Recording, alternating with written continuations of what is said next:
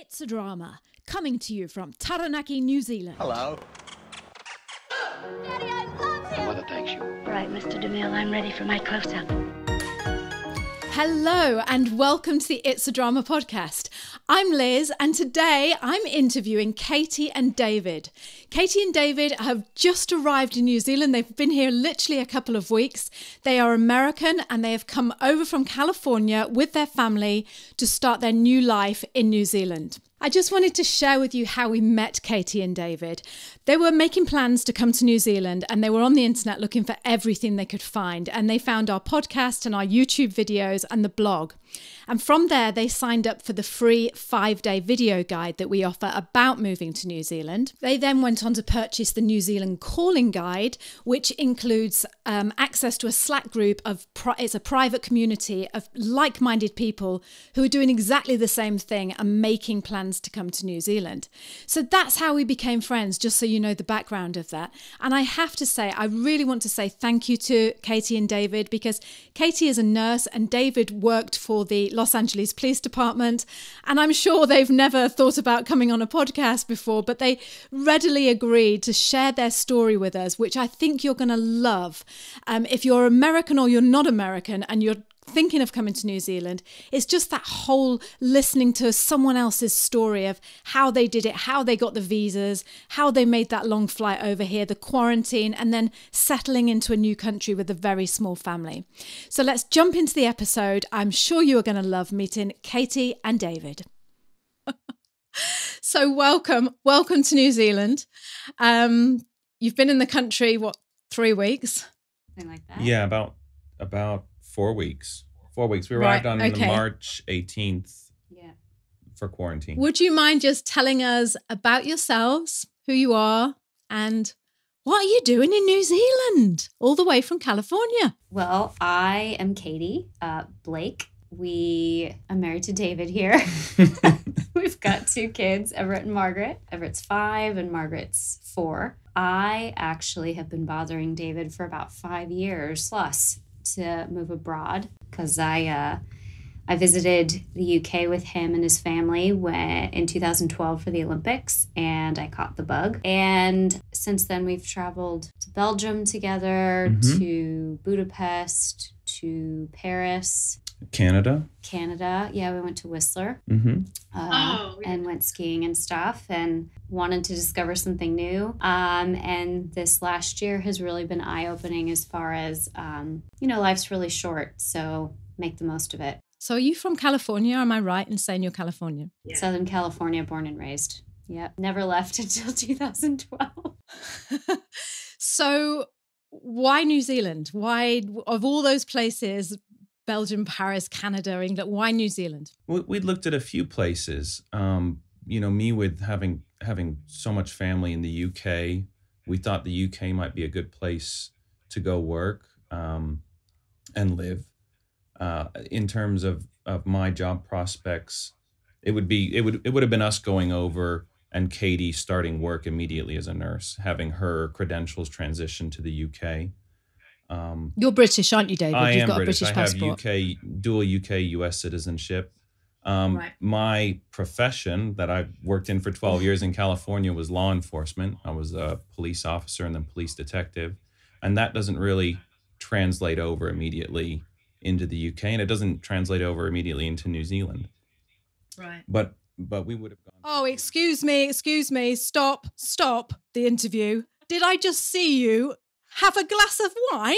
I said to Brian, I want a glass of wine. He's like, no, you better just drink tea. Otherwise it's going to look really bad. Oh, I don't believe it. They've both got these big, ginormous glasses of red wine. Go and get me some wine. Well, I'll get a New Zealand wine. I won't make that mistake ever again. I didn't look at one bottle at the store that I bought the other day, and it was from Australia, and I said, it was good, but do that anymore. we have to buy the New Zealand stuff. Oh, as long as we're on the right page. We're on the same page here, aren't we? We're going to just drink some wine. Fantastic. Right. Okay. I'm not listening to him ever again. Drink bloody tea. There's me with my chamomile tea trying to be all like professional. Okay, David, sorry. Yeah. So, you're a police officer. Yes. Are you a detective? I was a aren't you? detective when I left the police there. After 12 years, I was a detective. And, I may get back into police work at some time. I'd like to look into that in New Zealand. But right now on the current work visa we have, I'm basically here as a visitor. Katie's current work visa is a critical purpose visa. Cheers. Is a critical purpose visa, and it's essentially just for her to work for the next year as a nurse. I'm here as a visitor. The kids are here as visitors. I do not have permission to work currently. She's applying for her next visa, which will get me permission to work, and I'll look for whatever, piques my interest at that point in time. Right. So just to be clear, Katie, you're on a year-long visa? Yeah, it's technically actually a visitor visa as well, but it's the critical purpose visitor visa. Right. The only way we could get into the country right now. Yeah. Critical purpose visa. And then once you arrive, now that we are here, we can apply for the next visa, essential skills visa.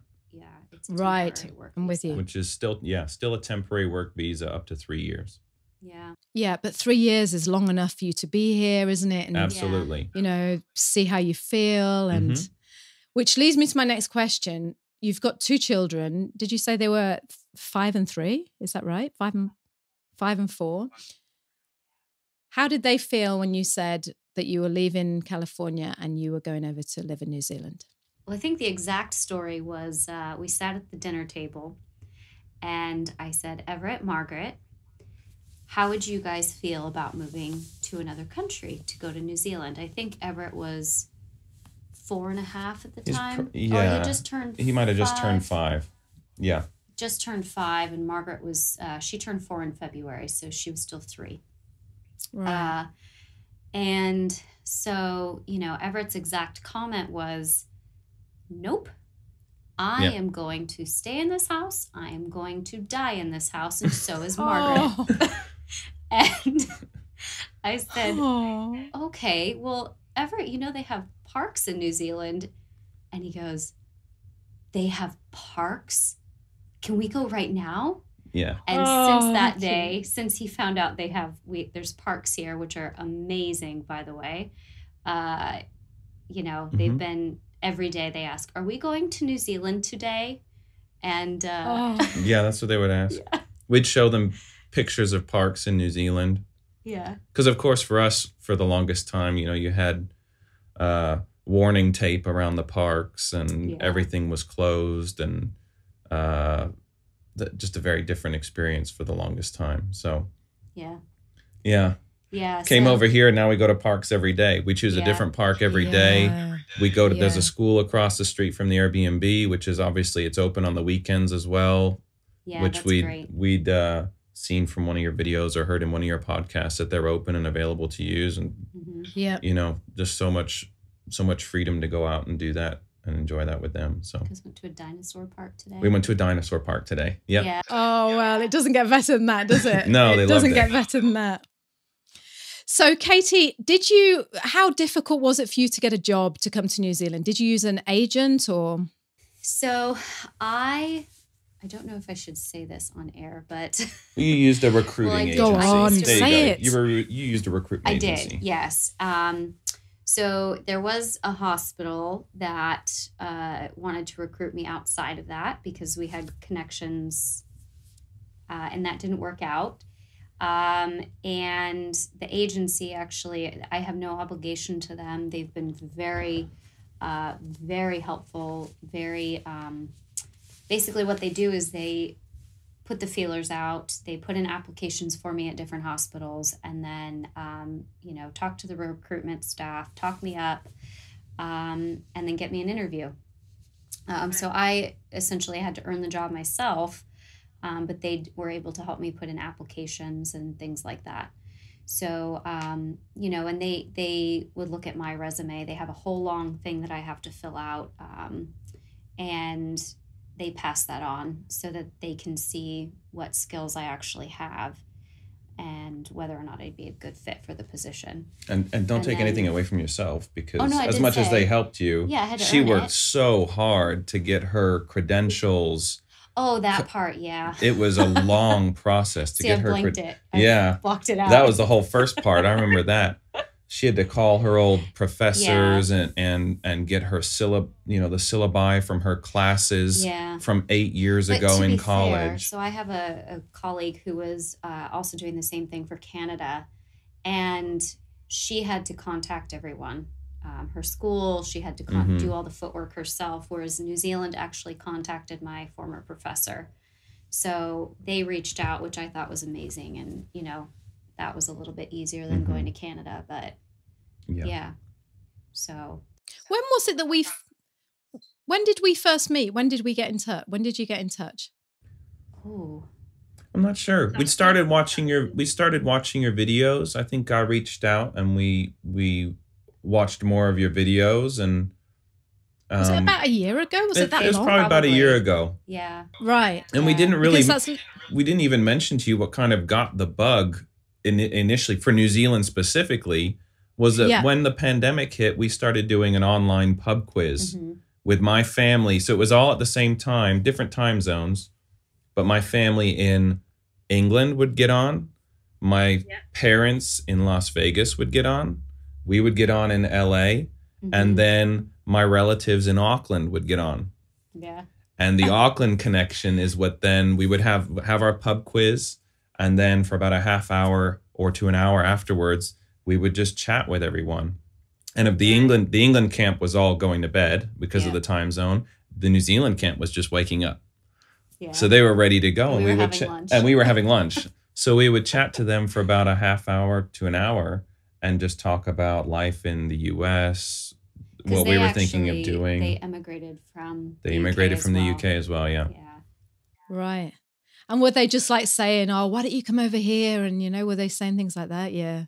Joke at first. So it was, well, you're moving here, right? Why don't you come to New Zealand? And it was like a big wink. Wink, wink, nod, and nod. And yeah. then we're like, but actually it sounds really nice. Yeah. Yeah. So I think they had talked about when Mark had been in an accident and different things about New Zealand. Yeah, and like, suing here. The fact that, you have a say if someone hurts you.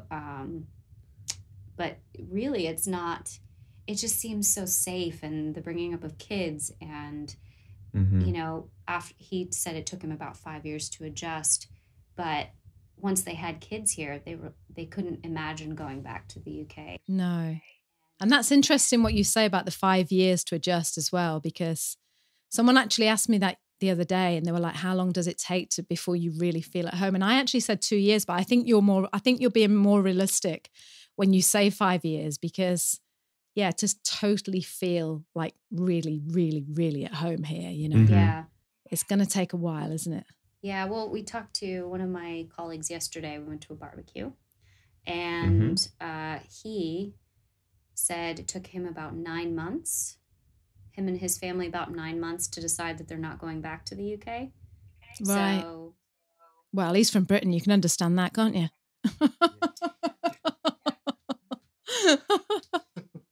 So this isn't on your list of questions. I'm going to put you on the spot. But what did you know about New Zealand before you came to New Zealand? What was your perception of New Zealand? It was pretty. Yeah, it's a long way from a lot of things. Yeah. Beautiful country. Lots of sheep. We did know that there were lots of sheep here. Earthquakes. We didn't know much about the cost of living before we started researching it.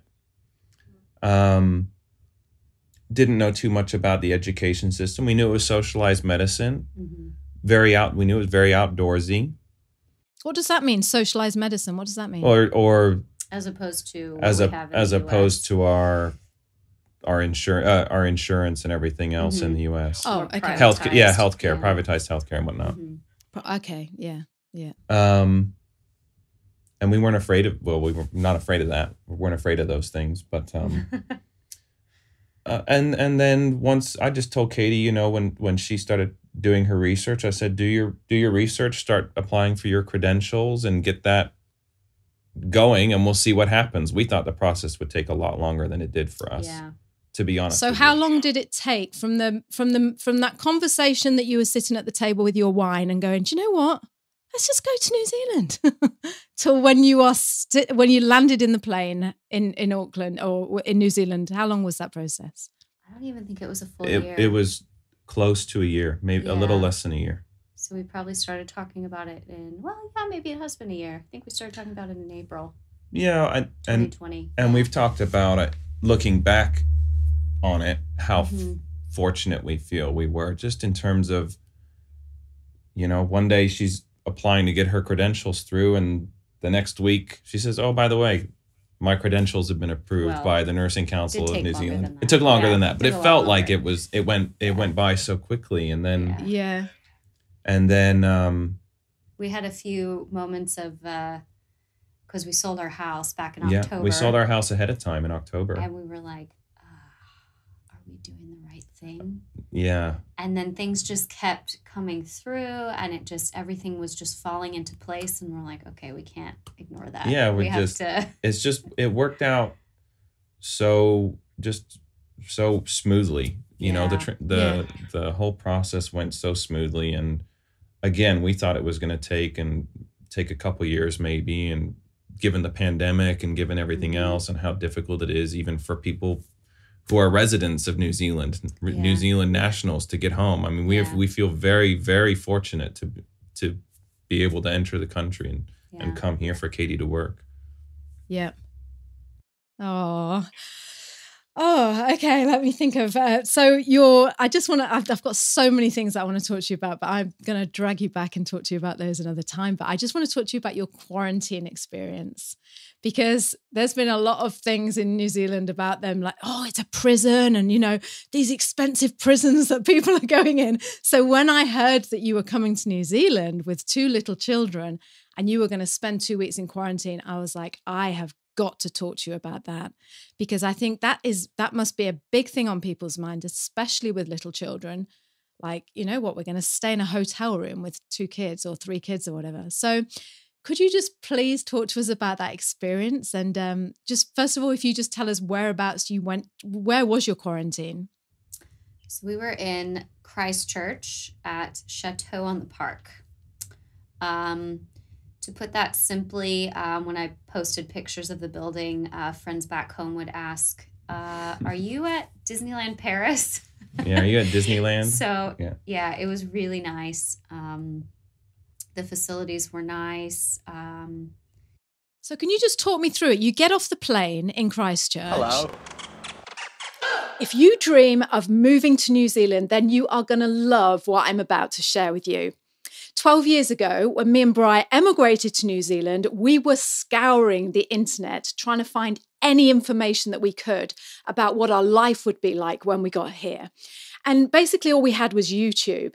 So we made this vow. We said, when we get to New Zealand, we're going to create something that we can share with others that answers those questions that you're so desperate to know about. Like, what is your life going to be like when you get here? And that's what I'm here to offer you today. We have created a 5-day free, absolutely free video guide that shows you what it's really like to live in New Zealand. This stuff is unique and it is fabulous. You are not going to find it anywhere else on the internet. And like I say, it's absolutely free. You'll be sent a video every day for 5 days and you will know what it's like in New Zealand. So if you are interested, head over to my blog, which is www.itsadrama.com/ILoveNZ. You are going to love it. Hello. So can you just talk me through it? You get off the plane in Christchurch.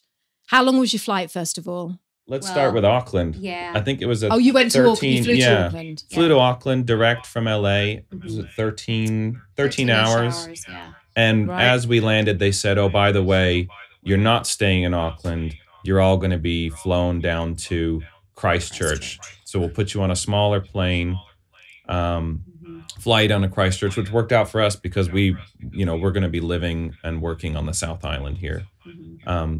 So they came on the plane, made that announcement. We went through security checks again in Auckland. Health checks and then security checks. Yeah, health check, Customs. security check, customs. What were the health checks? What did you have to do with the health checks? What was that? Temperature Check, and then a verbal. Do you have any body aches? Symptoms. Fever. Yeah. Symptoms of COVID. Yeah. Wait around for a little bit, then on another plane down to Christchurch, and that's when I recall. I think the New Zealand Defence Force came on the plane. They identified themselves and said, "You'll be staying at one of two hotels, great hotels that are here in Christchurch." Loaded us on the buses and sent us on our way to the hotels. So was everyone on the plane coming over? Were they all like coming over to move to New Zealand, or were there people coming from? Do you know, or what was that like? So I think on the plane from Los Angeles to Auckland, there were actually some Australians on board, I believe, who were going to Australia. So I think the people behind us were, she said. But there were people who are Kiwi nationals who are coming back. We met a really nice couple, Penny and Ross, who have been gone 43 years and decided to move back. And then, there were a lot of people like that. Some people who had been away for work or other things and then coming back. And then people like us. So, yeah.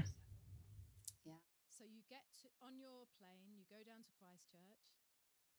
down to Christchurch. We get on buses, we go to the hotel, and then we're assigned a room. It's very, regimented. Once you get into the hotel, you're welcomed on the bus by New Zealand Defence Force. They start calling, families with young children. So we were one of the first ones off the bus, first in line, and everything's very, you're very separated. You're always wearing masks. You're checked in. You don't touch your bags. Your bags are taken to your room for you, but you're sent basically straight to your room. Check in, sent to your room, and your bags arrive at your room later. You get a nice nose swab that first day, and you stay in your room until the results come back for that nose swab. Yeah, which I think we got the next day. Kids as well? Kids got a nose swab as well, yes. They were very gentle with the kids. They were gentle with the kids, yeah. Our experience at LAX prior to leaving was very, very deep bilateral nose swabs. So we had both nostrils attacked, complete and utter. Oh, it was awful. If you haven't had one before, you feel like you have a nosebleed afterwards. Or like you have water up your nose and it's burning. So they did that even for the kids. Everett was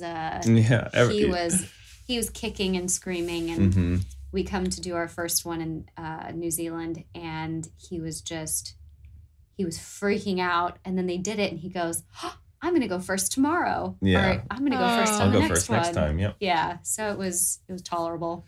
Yeah, it wasn't as bad, but then that makes it easier, doesn't it? Because you've got that thing of like, New Zealand people are really nice, aren't they, Everett? His first experience. Yeah.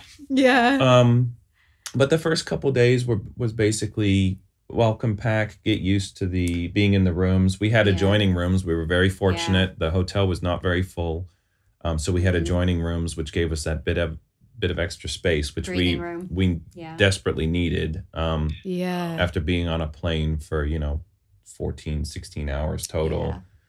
They fed us. So you're there in a separate, so like Casey's with Everett and you're with Margaret, for example, or you had separate rooms and you kept separate, did you, with it? No, is that how it worked?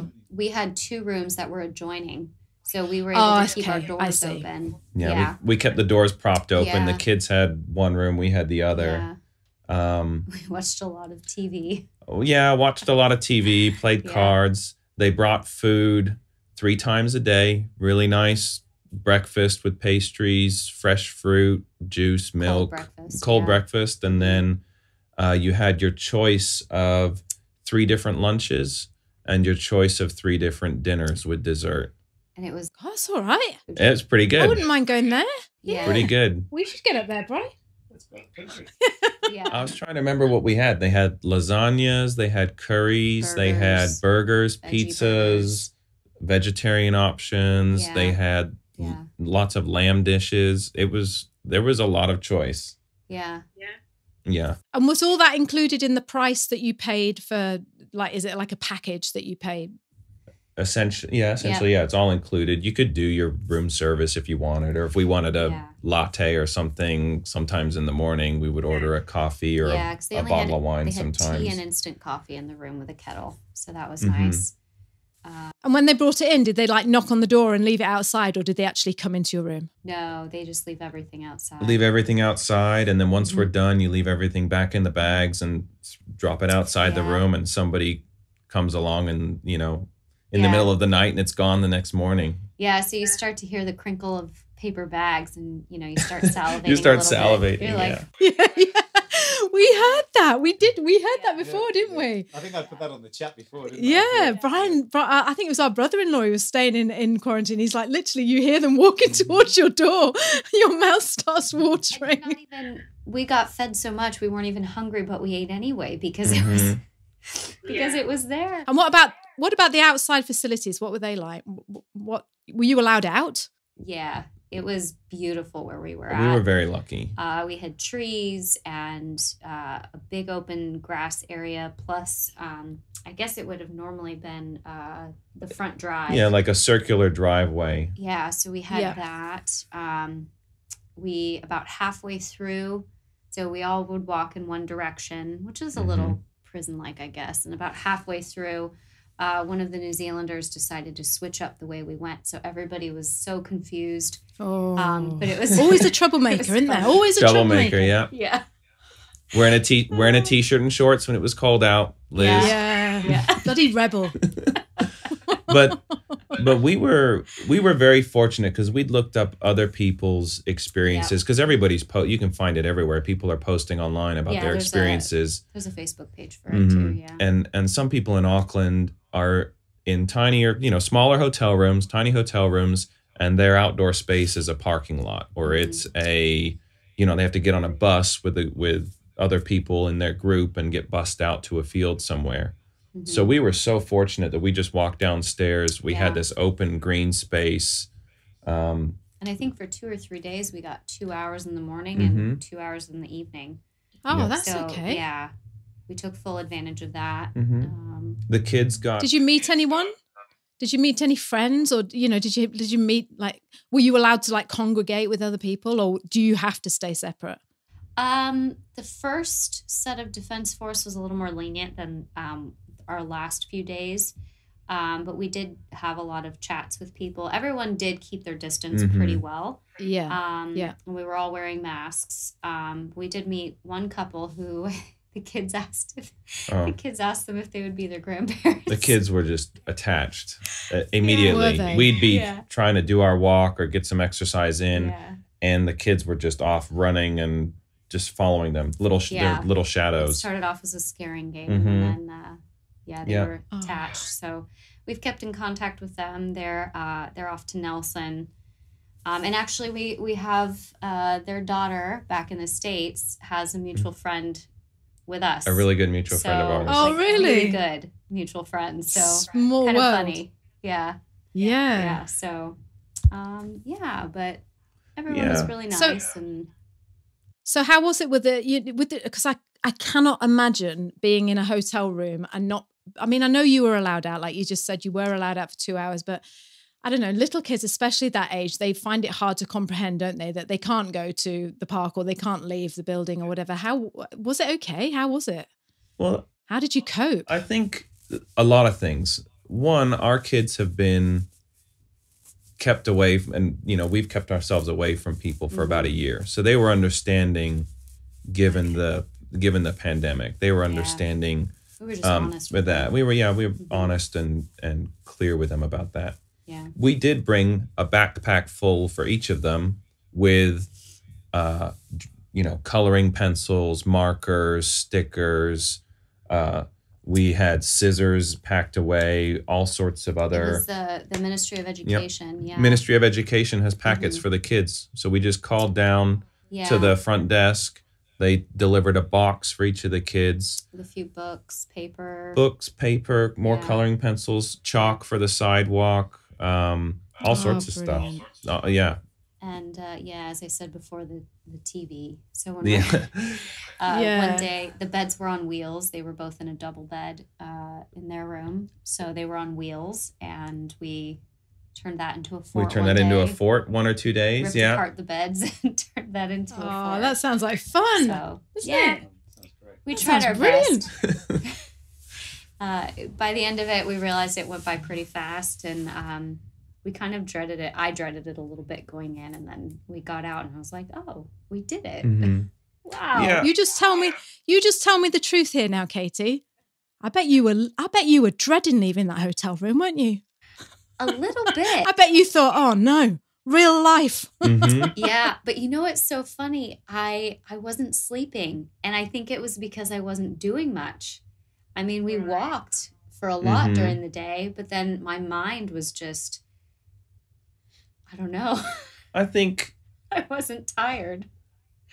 I mean, we knew, we were in New Zealand, but we weren't in New Zealand, yeah. if you know what I Yeah. mean.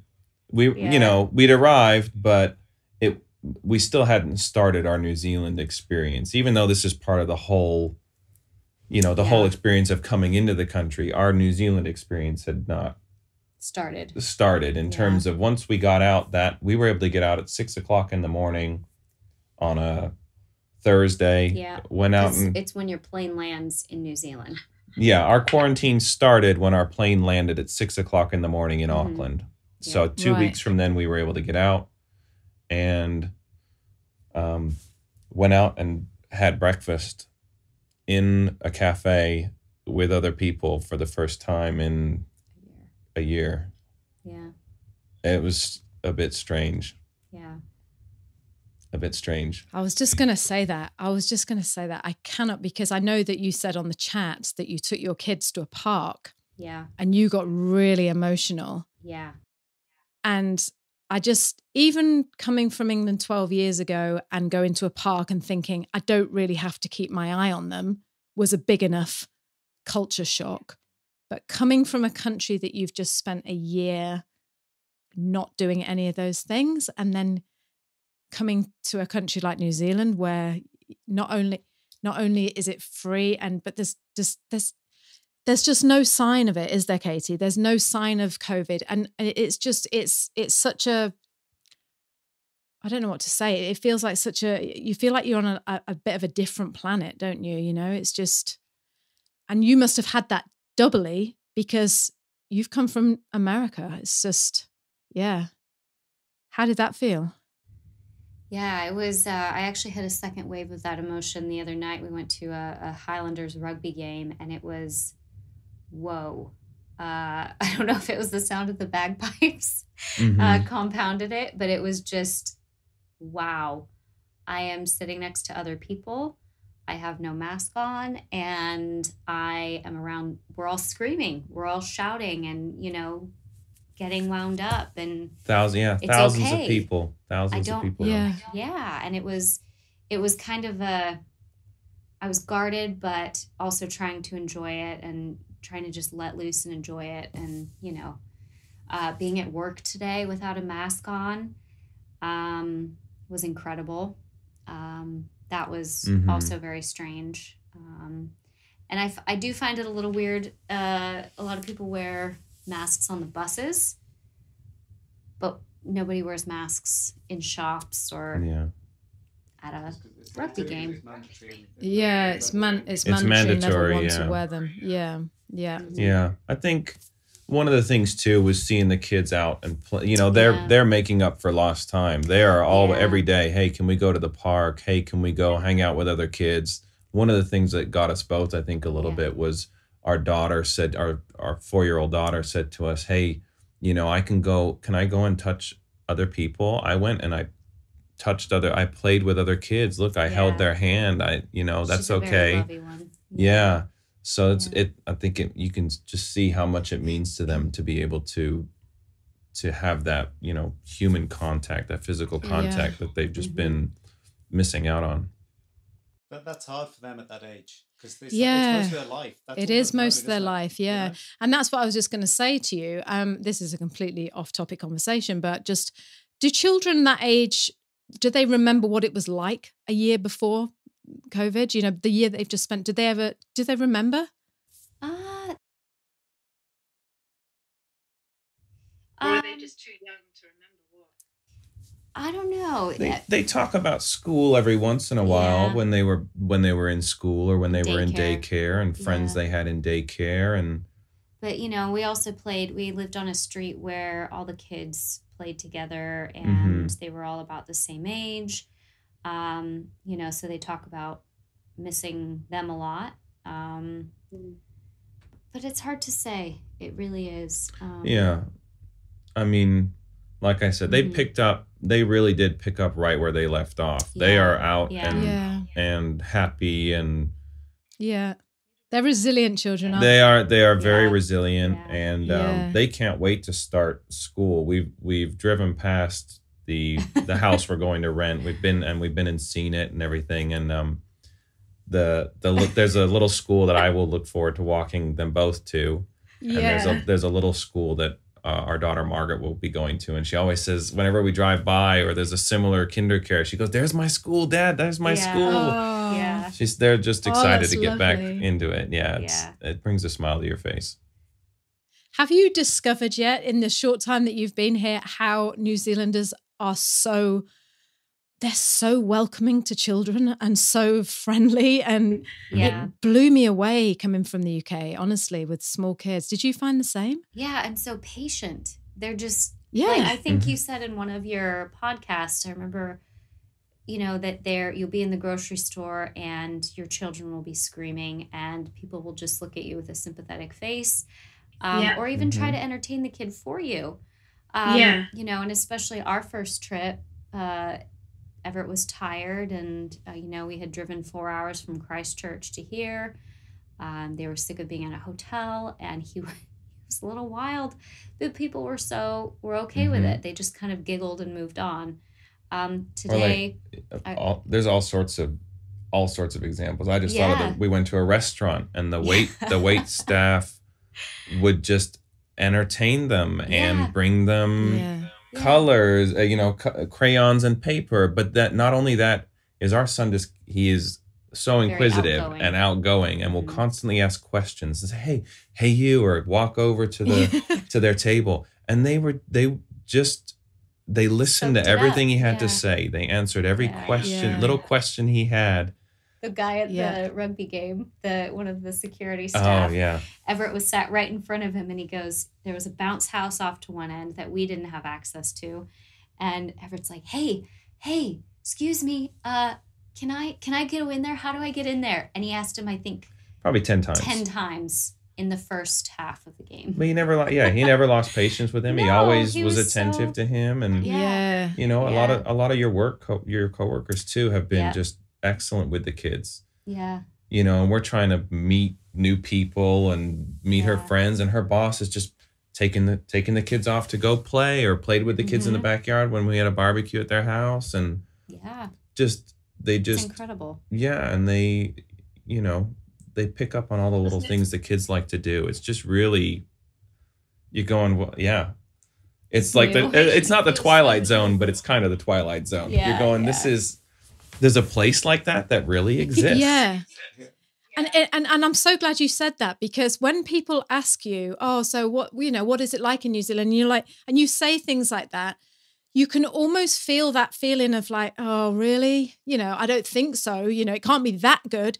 But I think you really notice it when you have children, because of that like you just said, the whole patience thing. The biggest stress for a parent, I think, is when your kid starts playing up, like all kids do, let's face it, and you're thinking, oh no, what are these people going to think? We've only just met them, you know, either they're my boss or whatever, and you're thinking, how's this going to, and they just make it all, they put you at ease, don't they?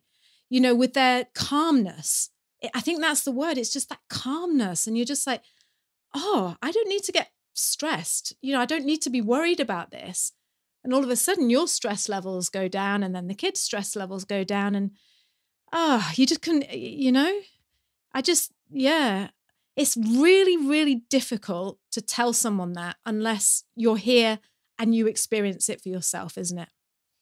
And I don't think there's a day that's gone by that we don't have an example of something like that from someone. Mm-hmm. Whether it's the lady who was walking by with her dog the other day who stopped and let the kids be very affectionate with the dog and introduced herself and little things. But the kid in the store the other day, this young guy, maybe 20, maybe he's older than that, mm-hmm. just started a conversation. And mm-hmm. I think that was also something you guys said in your podcast, that people here just talk and they just strike up a conversation with you. Yeah. And it's very, especially coming from Los Angeles, where I'm on a deadline. I've got to move. Yes. Like, I don't have time to sit and talk. I've had to really examine myself and, okay, keep calm, go with the conversation, embrace it. And that's tough, but it's lovely. It's a good tough. It's amazing. It's just, it's refreshing. Yeah. Mm-hmm. It is. Did you want to say something? No, I'm just sitting here smiling because I'm just so envious of you guys that we were in. Can we move forward? Because I knew it. Yeah, there you go. we were in Waiwera, just north of Auckland, in these big hot pools when we first came here, and there was a nurse. She was an Irish lady, and we were sitting there in the hot tub, and all together there, the kids were jumping around, and they were only 5 and 8 at the time. And she just said, "Oh my God, I'd love to be you guys, because I'd love to be doing it again." Like 10 years ago. And here, speaking to you, it just makes you feel so warm inside. It does. Listening to what you're having to say, and just, it is like being in the Matrix when he goes, "Welcome to the real world." Here, you're like. It's like, this is real. It's like, and you feel like you're part of some weird film or something, like the Truman Show. And it's like, it can't be that real, can it? And it's just like, it's just real people. Yeah. Mm-hmm. Okay, the Blakes are landing. Send out someone to be nice to their children. Right. I'm going to keep back to my sound. No, but it's so true. It's what it's like. It's just... it's amazing. Mm-hmm. Do you know what? I could talk to you forever, and there's so many things I want to ask you. But what I'm going to do is I'm going to ask you to come back in a couple of months, or like maybe 2 months or something, and I'm going to say, okay, come on then, what is it like? And I really, would you be able to do that for us? Absolutely. Yeah. But before you go, how are we doing for time? Yeah, because it's 47. No, we're about 40 minutes. Okay, we could go on forever, but can you just tell me, when you walked out of that door in Christchurch from your quarantine and you went to your restaurant or your park, what was there anything that you what struck you about New Zealand? If someone said to you, but what is New Zealand like? How would you how did it feel for you? What was it? Can you say that? Or I don't know. We got down to business really quick. There were a lot of things we had to do while we were there, but driving on left. It was fresh air. Mm-hmm. Yeah. Happy people, clean. Yeah. You mentioned that today, didn't you, David, when you said about the beach, and you said, we were talking on the chat, and you said about the beach, how clean it was, and clean, quiet, peaceful. I mean, mm-hmm. every interaction we've had with people left and right, whether it be, when we went to the park on our first day, or stopped by a pharmacy, or stopped by the shops, everybody's just been, happy, friendly, have a conversation with you, make you feel welcome. I mean, we have an accent that, they'll probably pick up on pretty quickly, but well, like, I think you guys also said this, that they'll ask, are you Canadian? From Los Angeles. No, from Los Angeles. I want to ask you about Dunedin before you go. But before I ask you about Dunedin and before you go, I just want to ask, because as you know, a lot of Americans come into New Zealand. they always say, you know, how are Americans taken by the New Zealanders? Because I don't know, I think British, they sort of come over here and they just think they're going to, you know, it's just going to slot right in sort of thing, because we've got the same queen, you know. But how was, with your accent, your beautiful, beautiful accent that I just love so much, how was that? How have you been, you know, taken in New Zealand? What's that felt like? What do they do when they hear that accent? So it's actually interesting being on the receiving end of the question, where are you from? Because I'm used to people having a non-American accent and me being the one, oh, where are you from? So that's interesting. We get that all the time. And like I said, are you Canadian? Because I've heard that Canadians get offended when you ask if you're American. Oh. Yeah, it's interesting. It's different. People, you know, right now, especially, people jump straight to the COVID question. But yeah, it's been very interesting, and it's nice because they use it as a gateway for a conversation. Yeah.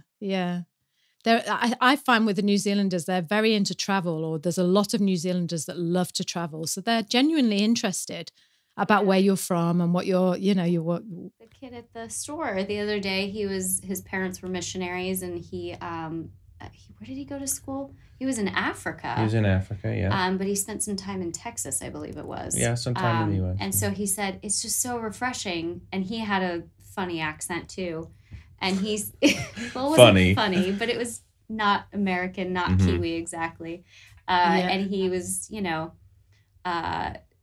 he felt like it was a connection back to, you know, his earlier, you know, his childhood, things like that. And he was just enthralled with it. And he just wanted to know more about us. And I was just, okay, wow, that doesn't ever happen where we're from. So, yeah.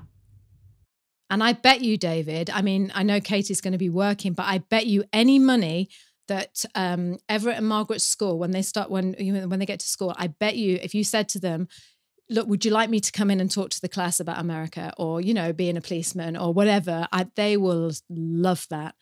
And that's a great way to just get in that community and just get to meet other parents. And just, I know that that's what we did when we first came here. You know, Brian's parents came over, and and your dad went and chatted at the school about the war, and they were just, and again, you know, you're like, I thought they would be like, oh, no, we haven't got time for that. And Brian's dad couldn't believe it, that they were asking him to come. And I think he felt a bit like a celebrity, you know. And it was just, but I bet you that they would love you to go and talk about that, and about your country. I'll definitely look into it. I'm always into, you know, making some new friends, new contacts. I'll meet the moms and dads picking up their kids after school and dropping them off before school. So oh, I'm so excited for you. And so you're renting a place in Dunedin, aren't you? Is Dunedin, as Brian's been, but I haven't, is it as beautiful as everyone says it is? Is it? Tell me about Dunedin. Yeah. It reminds us a lot. It's a coastal town, southeast sort of corner of the South Island. It reminds me very much, lots of farmland. Reminds me of like a mix between, like, I don't know, like an English countryside mixed with a seaside town. Yeah, it's an interest. I mean, it's called the Edinburgh of the South, but it does, the hilliness reminds me of Edinburgh. But it's it does feel, there's certain buildings that are very Victorian, and then others that are I don't know, it's, I think they embrace Gothic. Yeah, they embrace the Gothic here, I think is what we read somewhere. But it's just an interesting vibe here. It's, you know, the University of Otago's here, so there's a very large young crowd. Water everywhere. There's the peninsula. It's just we drove down to Sandfly Bay the other day, which was absolutely gorgeous, where there's yellow-eyed penguins and sea lions. So you have this mix of exotic wildlife with farmland and sheep and horses, and the city life as well. there's a cafe every 2 stores. Everybody told us and- it was going to be cold. I've packed everything on the God. container. All of my summer clothing is on the container. Yeah. So all I've got is long shirts and jeans, and it's been warm the whole time we've been in Except for New 2 Zealand. days. Yeah, it's been hot. Yeah. You'll be getting your shorts out soon. It's weird, isn't it? Because you look out your window and it's grey and you think, oh yeah, it's freezing. And you go out all wrapped up and then literally you're just sweating, aren't you? And just taking off layers. And It's just warm and humid. Yeah. No, it's great. you know, It's David, great down here. you know what you Sorry. You know what you were just saying about the Gothic, you know, there's a Gothic feel going on down in Dunedin. There is a rule, actually, that I forgot to tell you, that when you drop your child off at school for the first day, you have to wear like really Gothic black makeup and like a long black Gothic coat. And just turn up as a goth. Sorry.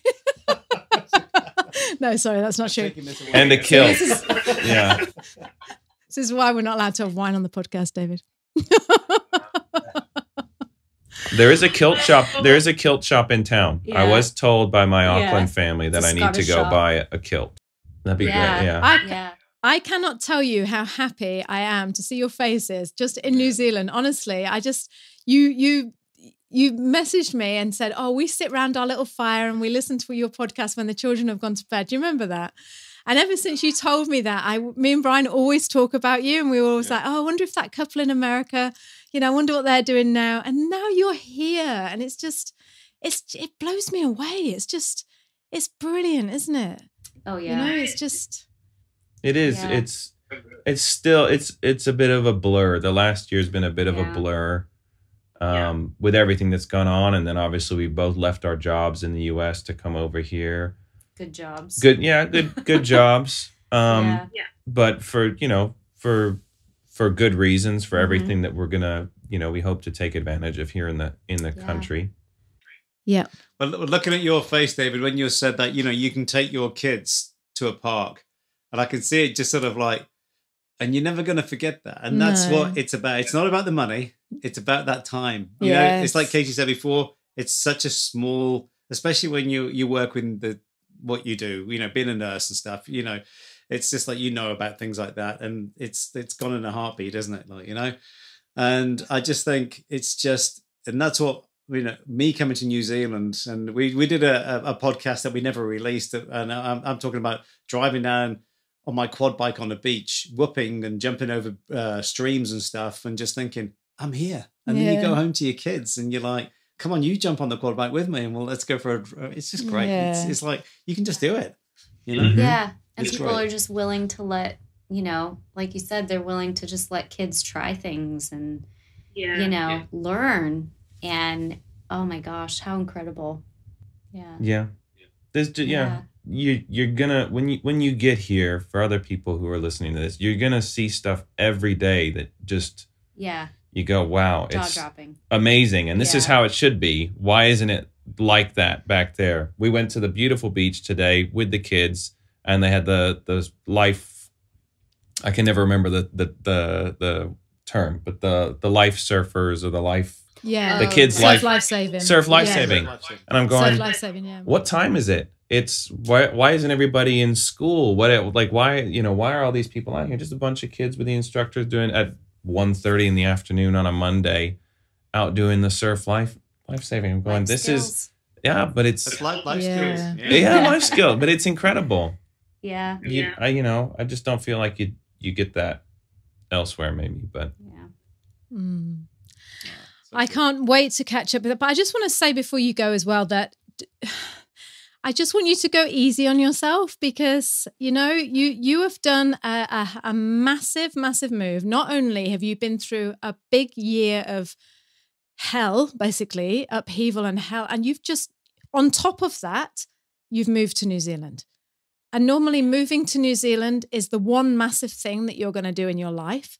But you've done it on top of what you guys have been through. So I just want you to remember, I really do, what you've done is like massive and huge. And if you have and you will have those big swings that you're thinking, shit, what have we done? You are going to have them. I promise you will.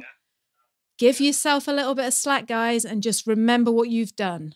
and give each other a pat on the back. Yeah, give yourself and your Yeah. little kids a big, big hug and Exactly. just say, look what we've done. Yeah. Look what we've done. We're here. And you know, even if you go back, it doesn't matter because you've done it. You know, you did it. You tried it. And hats off to you guys, really. And yeah. I think you'll stay. Yeah, but whatever you do, just enjoy every minute of what you're doing because, yeah, and a big, and I'm so glad you're. But please don't leave until me and Brian come down to Dunedin to spend some time with you. But your kids will thank you. Just Yes, like ours do they will. every day. You know, Yeah. It's not a case of like, oh, I wish I was back there. It's just like, you know, I was sitting till 1:30, 2 o'clock in the morning showing videos of Tessa when she was a kid, and she was just like, I can't remember. This is unbelievable. We had such a great time. It's just like, yeah, you did. Yeah. You know? So it's worth it. So proud of you guys. Really, really proud of you. And, you know, just, yeah, sending you lots of love, really. And just, I can't wait to catch up with you in a couple of months and see how you are and what you're up to. And, yeah, just how New Zealand is treating you. So, Well, a big thanks to you guys for everything you've said. Because we, you know, it really, that was also a huge motivator for us is just all the, you know, positive, yeah, and some of the negative things that you've said about it. And, you know, it's just real. And it's just very, you know, it's actually, you know, what it's like. And it's interesting to be living everything that you have said, even though it's only been a couple weeks. But sometimes to make the people hear the positives, you have to tell them a few negatives because they don't want to know otherwise because it can't be that good. So yeah, but there are negatives. Of course there are. That's what we always say, isn't it? Yeah. What, you know, nowhere's perfect. Of course it's not, you know? Yeah, but when you dream of a new place, you're like, oh, it's just going to be rainbows and roses. Yeah. And, but, you know, the realities. Yeah. But here, so far, so good. Yeah. Yeah. Mm-hmm. Well, you just remember we're here, right here for you, okay? So, yeah, if ever you want to get on the Zoom and have a glass of wine with us. Yeah. And vice versa, David, I'd love to talk to you about your job that you did as well. Yeah. Yeah, that'd be fascinating. Absolutely. Yeah. Absolutely. I reckon David's like that guy in the, what's that guy in the 1980s that had that, who was the policeman, remember? What was that called? He used to drive the big car, and he used to like pull up like being that New York, you know, and the police, I don't know. Anyway. That's you, that is, David. Just like that. Not Knight Rider, but it was like a police show, wasn't it, in the 1980s? And he'd pull up, and they were just like really cool, and that's how I imagine. That's how I imagine. But anyway, I'm going now because time for me to go now. So thank you so much, and I'm going to catch up with you in two months or so. So thanks so much. Definitely. We look forward to it. Definitely. Katie and David, thank you. Thanks, yeah. Thanks, guys. Thank you. Hello. Bye. Bye. Daddy, I love him. Mother thanks you. Right, Mr. DeMille, I'm ready for my close-up.